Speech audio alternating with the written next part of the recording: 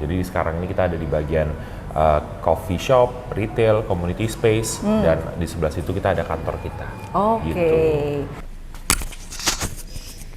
Mau kemana nih kita, Kak?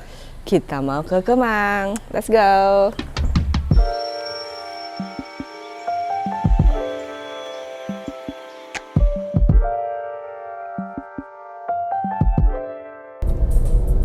Jadi ini adalah lagu-lagu masa muda. Ketahuan. Mau ngapain ya, Vina? Mau bertanya Deg-degan. sambil di jalan, kita sambil tanya-tanya, sambil jawab pertanyaan netizen gitu. Oke. Ini sering banget ditanyakan oleh audiens LL di berbagai platform sampai ke admin Living Lovin juga ditanyain. Living Lovin tuh sedia jasa desain interior, arsitektur, renovasi, konstruktor atau sewa tempat tinggal nggak sih, Kak? Sampai saat ini sih belum, karena Living Loving itu sebenarnya awalnya dibangun kayak rumah, didirikan tuh emang media gitu. Tapi apakah suatu hari nanti akan ada jasa-jasa seperti itu atau sewa tempat tinggal? Ya doain aja ya, siapa tahu ya. Gimana Pak caranya biar rumah kami bisa diliput sama tim LL? Cara rumah biar bisa diliput sama tim LL. Nah sebenarnya tuh banyak loh rumah-rumah yang kami liput itu karena yang punya atau arsitek atau desain interiornya itu submit atau ngirim email ke LL. Jadi teman-teman bisa langsung ke websitenya LL. Nanti di situ ada formnya atau di Instagram juga ada deh di highlight. Atau sesimpel kayak nge-tag LL kalau Iya, oh iya atau kayak gitu juga sih. Kalau mau yang less effort ya kayak gitu. Kalau emang rumahnya udah punya akun sendiri atau misalnya emang ya kalian punya akun Sokmed terus ngepost foto rumah tag aja kitanya. karena kita diam-diam suka stalking ke Instagram sebagai akun rumah. Oke, sekian dulu menjawab pertanyaan-pertanyaan netizennya. Mari kita lanjut. Mari.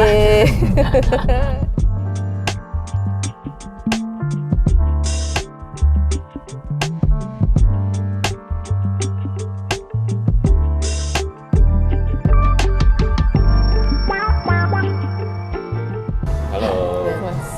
Hai. Lagi di mana nih, Kak? Di The Newsroom by Manual. Ntar lagi bakal ngobrol-ngobrol, tapi ngopi dulu karena masih pagi. Vin, ngopi Vin? Kopinya Akita. Ngobrol lagi.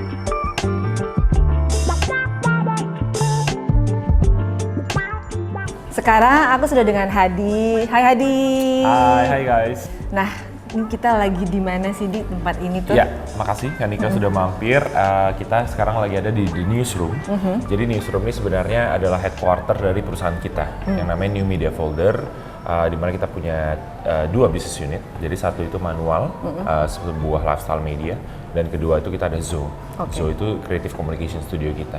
Nah, jadi kan karena New Media Folder gitu, jadi makanya kita punya headquarter yang kita panggil The Newsroom, yang sebenarnya terdiri dari dua bagian nih gitu. Jadi sekarang ini kita ada di bagian coffee shop, retail, community space, dan di sebelah situ kita ada kantor kita. Oke. Gitu. Jadi kita ada beberapa corner di area ini gitu. Memang sebenarnya kan kalau Kanika tahu ya selama 6 sampai 7 tahun terakhir kita memang kantornya sudah di sini. Ya kan, di Como Park di lantai 2. Tapi memang gara-gara pandemi happen dan kita juga sudah mengadopsi gaya kerja baru di mana kita hybrid. Jadi setengah WFH, WFO gitu. We didn't need that big of a space. Dedicated desk itu udah nggak ada lagi gitu. So we decided untuk kita potong aja setengah dan setengahnya kita buka ke publik gitu dengan masih mengekstensikan purpose dan function dari kita sebagai media gitu. Dan ini ditunjukkan oleh semua bagian lah gitu. Karena misalnya lihat di kafenya, we are not trying to be the best coffee shop kan. That's what I've always tell people. Dan memang di sini itu kita akan melakukan rotation setiap 3 bulannya. Contohnya pastry-nya. Jadi pastry-nya 3 bulan pertama kita buka, ini kita membawa lead bakehouse dari Glodok. Gitu. Karena kan mereka sometimes nggak gampang diakses kalau lu di Jakarta Selatan, Tangsel gitu ya. And then coffee manual brew-nya juga kita rotate setiap 3 bulan gitu. Jadi dari local roastery dan international roastery. Sekarang kembali lagi sebagai media pasti Nika dan Living Loving paham lah gitu, kayak banyak banget support yang pengen kita berikan ke local brands. Tapi kalau sebatas Instagram atau sebatas artikel, sebatas sering review sekali, aja. Sering sekali terbatas gitu. Jadi makanya that's what we do.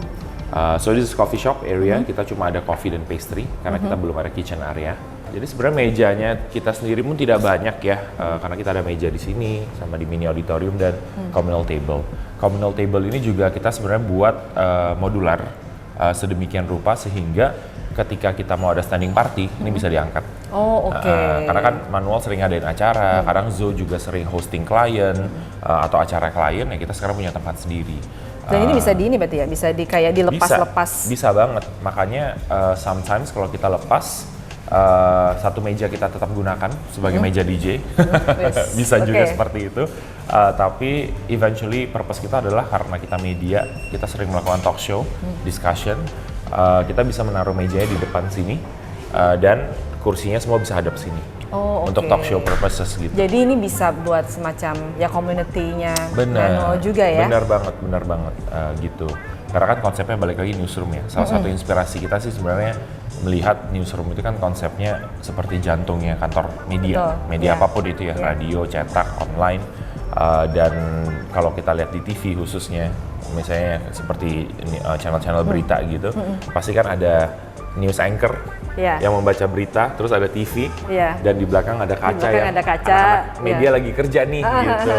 So taking that context, kita transform untuk menjadi sebuah public space yang berfungsi retail, cafe, auditorium, dan ada mini library kita. Ini kan desainnya menarik banget nih. Ini siapa yang mendesain tempat ini? Boleh, jadi kita bersyukur gitu karena kita tahun ini masuk tahun 10 ya sebagai media, sebagai perusahaan. Duh, sama dong? Sama, makanya kita tumbuh bersama gitu sebagai media. Kita bersyukur kita dapat banyak kepercayaan dan banyak tanggung jawab dari beberapa teman. Dan memang salah satu visi kita kan ya kita pengen mengangkat local brand gitu, local companies juga, bahwa ketika bahkan membangun sebuah space, ya misalnya kopi gitu ya, jangan cuma mesinnya aja yang diperhatiin, jangan cuma logonya aja yang diperhatiin gitu. There's a lot of things that makes a space a good space gitu. Jadi kita mengajak beberapa partner untuk menjadi kontributor sebenarnya, aka sponsor lah ya. Dimulai dari interior designernya, kita menggunakan UO Lab, Jocelyn Utomo. Nah, dia yang membantu kita untuk mendesain, mengkonsep semuanya.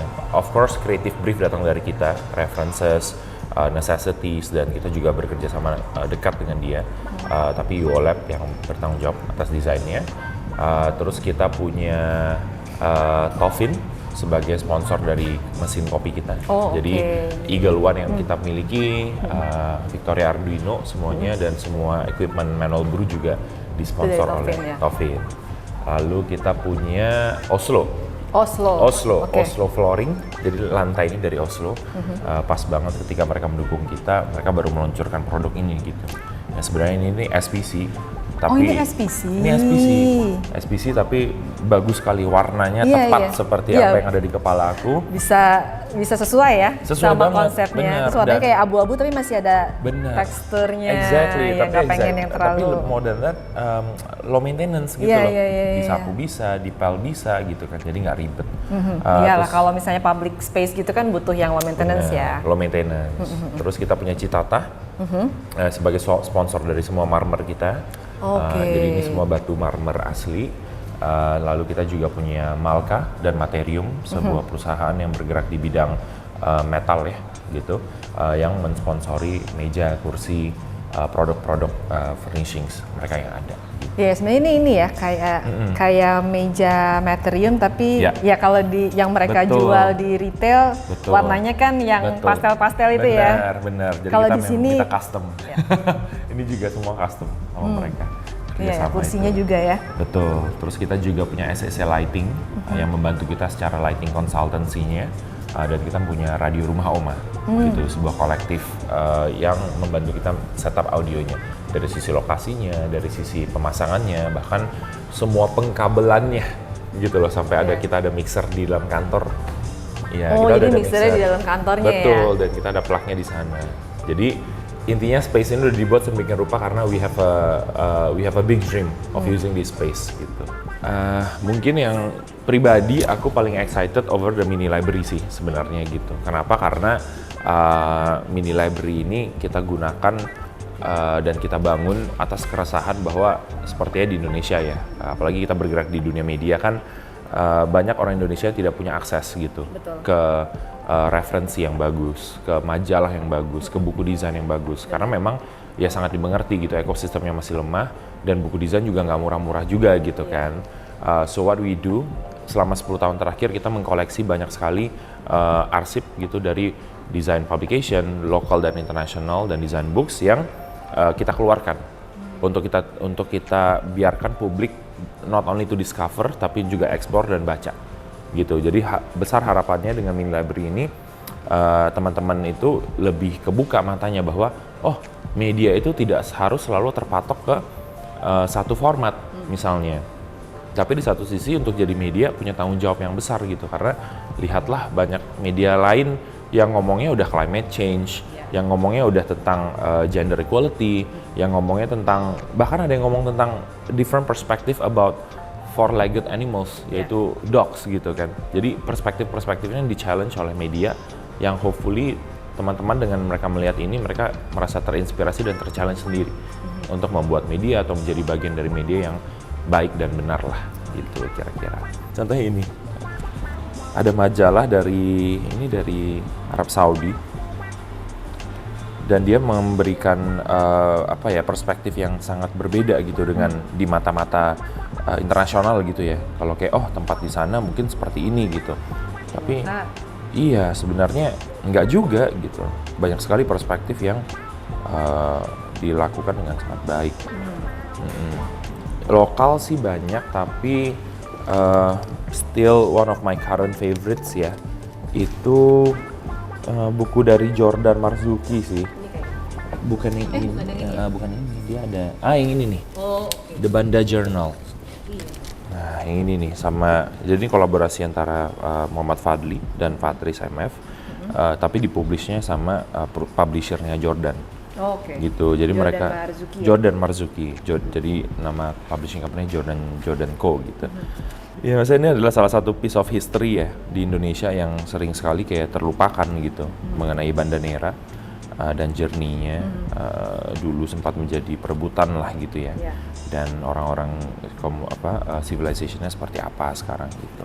Oke, jadi ini membahas sosok-sosok yang ada di Banda Nera ini dan kita di kehidupannya. Mereka sekarang seperti apa ya, dan apa sih efek atau impact yang mereka dapatkan ya setelah ya apapun yang terjadi ya, sejak VOC lah gitu kan, terus sama ribuan tahun saya jalur rempah gitu. Ini kalau nggak salah ada pameran gitu nggak sih waktu itu? Ada waktu itu, dan buku ini menang penghargaan internasional. Tapi kan sering sekali kita nggak tahu gitu kan. Itu loh yang sangat disayangkan gitu. Dan di sini kita ada foto artwork dari Chris Benjamin yang di made custom untuk Newsroom. Pasti eventually kita akan jual juga artwork ya, art pieces ya. Tapi for now memang kita mau exhibit dulu sih beberapa local artist works gitu. Ini tuh berarti Jakarta ya sebenarnya? Ini Melbourne sih malah. Oh, ini Melbourne? Iya, jadi ya kita memberikan brief sih bahwa kayak Newsroom itu value-nya seperti apa, tapi ya translasi dari Chris yang dia menggunakan beberapa koleksi foto pribadinya untuk mewakili the spirit of Newsroom dan the spirit of Jakarta juga gitu ya, which I think mungkin itu harus kita patahkan lah ya dari mindset orang, kayak ketika kita ngomong Jakarta ya nggak harus selalu beberapa significant pieces gitu, tapi the energy juga bisa menjadi benang merahnya gitu. Sekarang kita ada di area retail nih. Nah, area retail ini kenapa kita punya? Karena satu, kita pengen menjadi jembatan untuk buku-buku tadi. Kita mention, jadi kita punya bookstore corner di mana kita masih membawa beberapa publication, kebanyakan dari internasional gitu, karena yang lokal kan sebenarnya publishernya sudah banyak gitu. Tapi kita juga lagi meeting dan ngobrol sama beberapa penerbit lokal untuk mengkurasi beberapa buku mereka untuk kita jual juga di sini. Jadi koleksinya ya mudah-mudahan akan bertambah ya? Pasti akan bertambah. Ini karena kebetulan kalian datang hari ini udah setengah sold out lah, gitu. Aslinya lebih banyak dari ini, tapi setengahnya udah terjual. Dan kita juga cukup senang sih gitu, karena ada beberapa buku yang harganya bisa jutaan, karena kita masih belum ada official account sama para penerbit internasional ini, tapi juga para pengunjung kita berani beli gitu loh. Something yang such a pleasant surprise aja sih for me personally gitu. Terus ya pastinya kita ada merchandise newsroom, seperti ya semuanya masih bertemakan kantor media lah gitu ya. The notebooks, the pens, the keychain, tapi juga ada beberapa t-shirt yang memang kita produksi untuk ini. Nah, tapi kan eventually in the future harapan kita adalah kita pengen berkolaborasi sama banyak brand lokal dan meng-showcase dan menjualnya di sini gitu. Nah, mungkin contohnya salah satu ini kali ya. Jadi ini kolaborasi our recent collab sama Sekat, a loungewear brand, local loungewear brand. Jadi kita bekerja sama dengan mereka, dari kreatifnya itu di kita.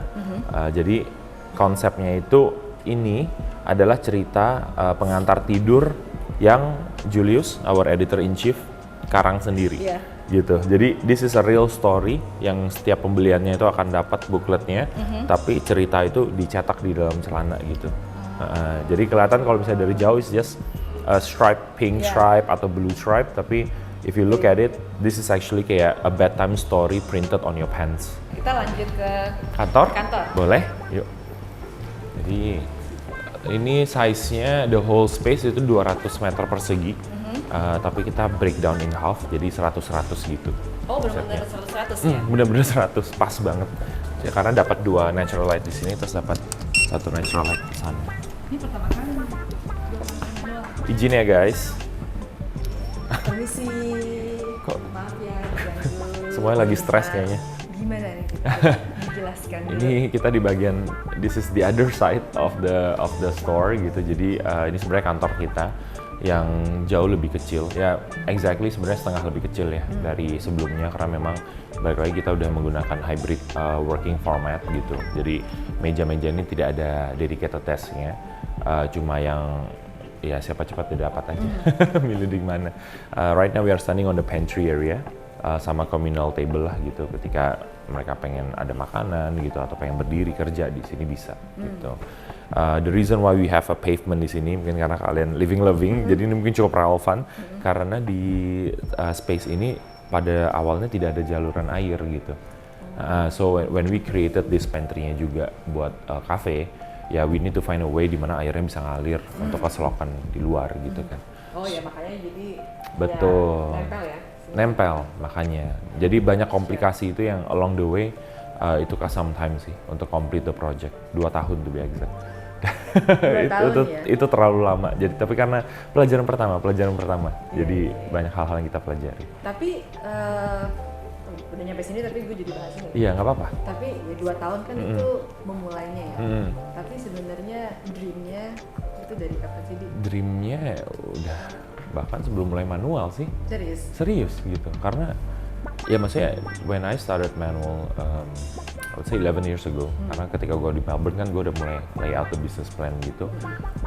Gue udah mulai mapping and identifying manual ini potential plan untuk expansionnya kemana, secara horizontal dan secara vertikal gitu.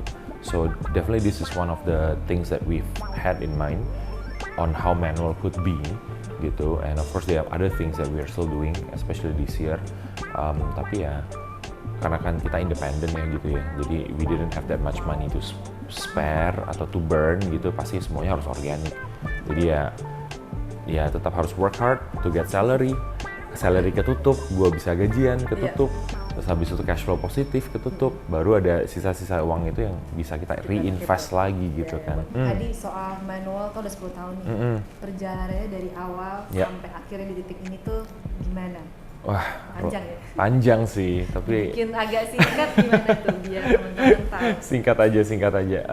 Perjalanannya cukup panjang, tapi ya fulfilling lah, karena balik lagi kayaknya banyak lapisannya gitu. Karena lapisan pertama kita belajar untuk menjadi entrepreneur, itu seperti apa perjalanannya, kan kita belajar gitu. Terus kedua, menjadi entrepreneur di industri media. dimana ya Nika sendiri tahu gitu kan, bahkan di global industri, media global industry pun lagi shaky banget nih sekarang, belum, no one has figured it out gitu. Jadi di situ buat kita juga makin sulit lagi. Ditambah kita juga memilih untuk idealis ya, di mana manualnya idealis, Zoe-nya idealis, NMF-nya idealis gitu. So there's a lot of these layers yang makes our, ya mungkin personally my life very very difficult gitu kan, tapi menurut gua kayak it's all worth it gitu ketika 10 tahun terakhir on our journey kita itu mendapat apresiasi dan mendapat banyak dukungan lah dari teman-teman industri yang memang kita hormati gitu, senior-senior kita, bahkan yang baru-baru memulai juga sangat mempercayakan perusahaan kita untuk menjadi benchmark mereka, kan itu sesuatu yang sangat humbling lah gitu ya. Tujuan lo sendiri buat bikin manual itu apa? Tujuan gua banyak sih, balik lagi layer tadi ya. Maksudnya gue dari dulu mungkin layer terbesarnya adalah gue selalu ngerasa Indonesia ini sayang banget nih kalau ekosistem dan industri media itu tidak maksimum lah.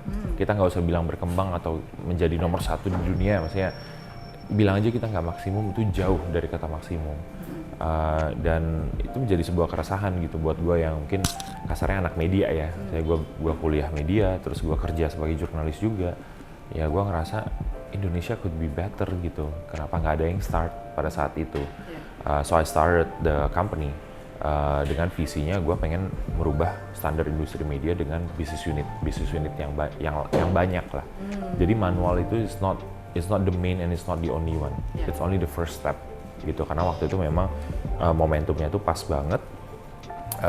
Indonesia tuh kita lagi transisi antara offline dan online media kan. Offline jadi online. Benar. Media-media besar juga lagi transisi. Benar. Tapi di waktu yang bersamaan ya mungkin I call it luck juga kali ya. Ada momentum itu di mana gue bersyukur gue bisa kuliah di Melbourne selama hampir 3 tahun.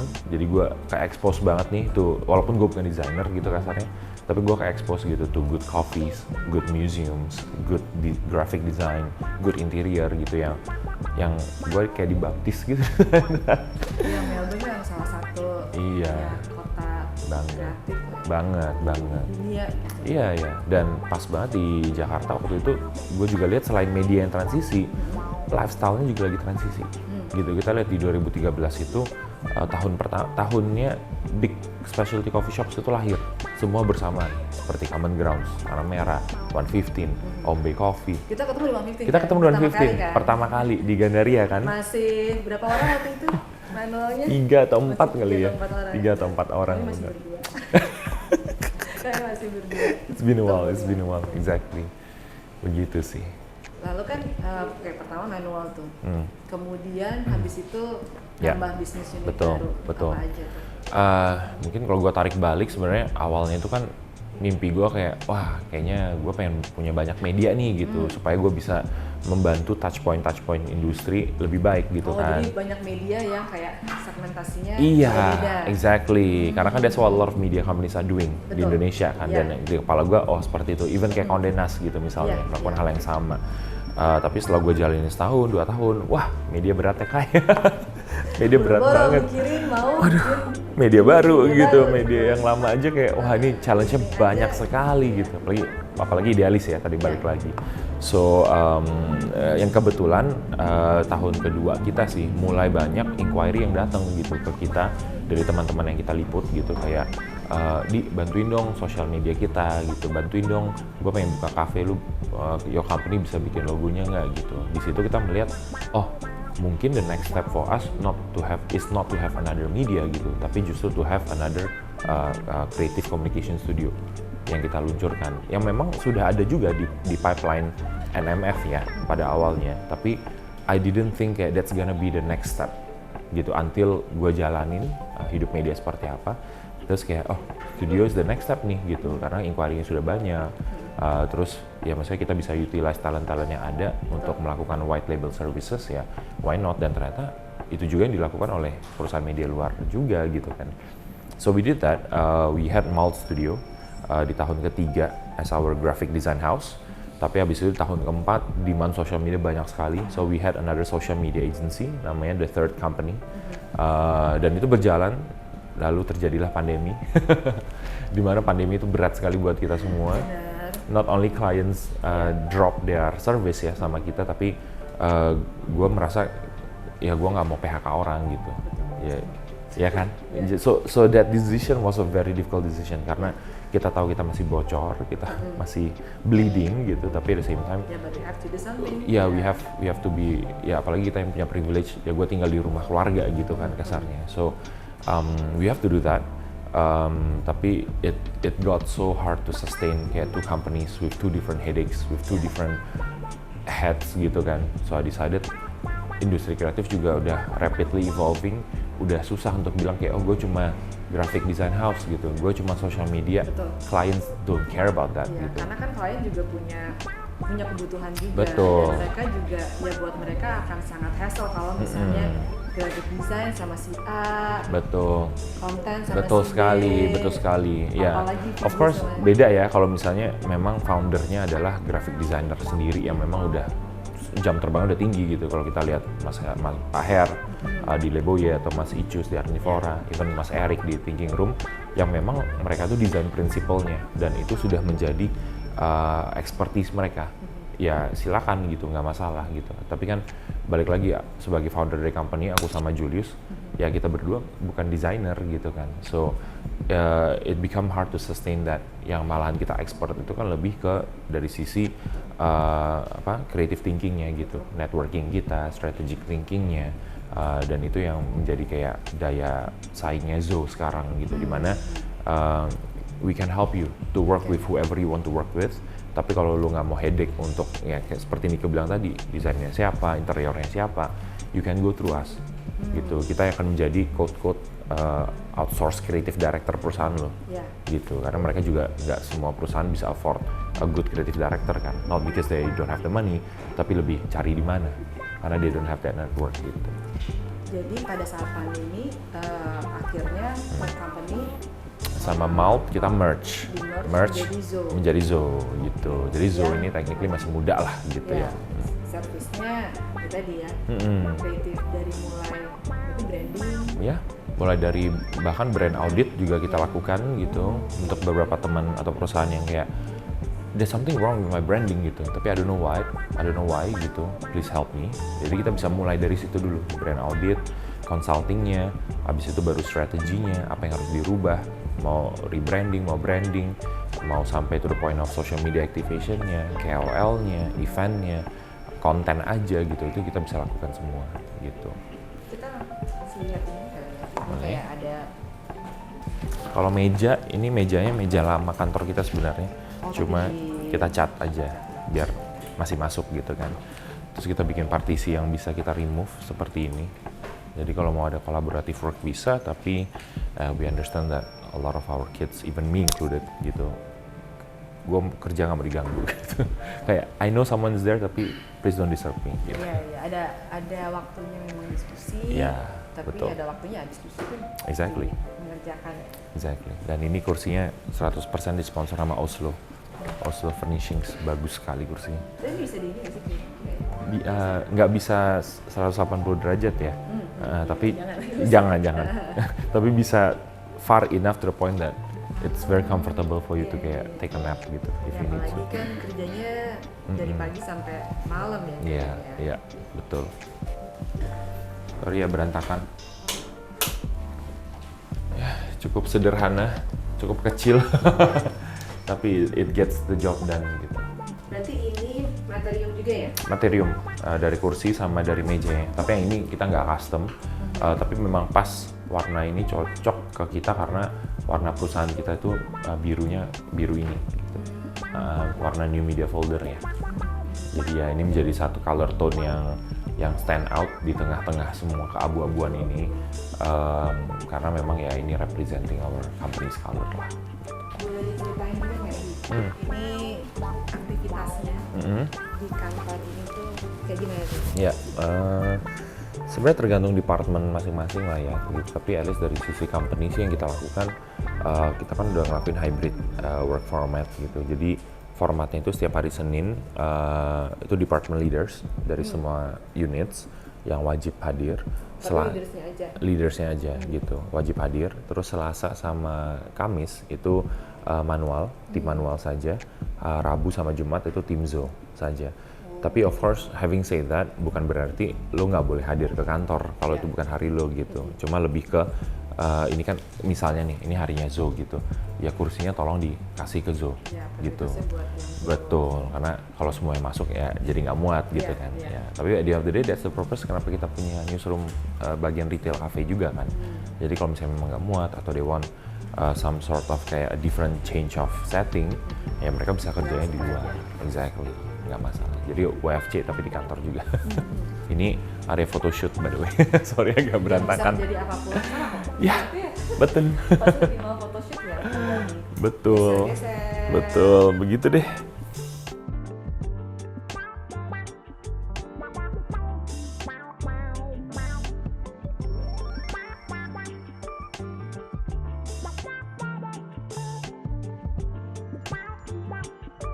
Sukses ya dia buat Media Folder. Makasih Kak Nika udah mampir. Buat teman-teman yang lagi di sekitar Kemang, Jakarta Selatan, tepatnya di mana, Di?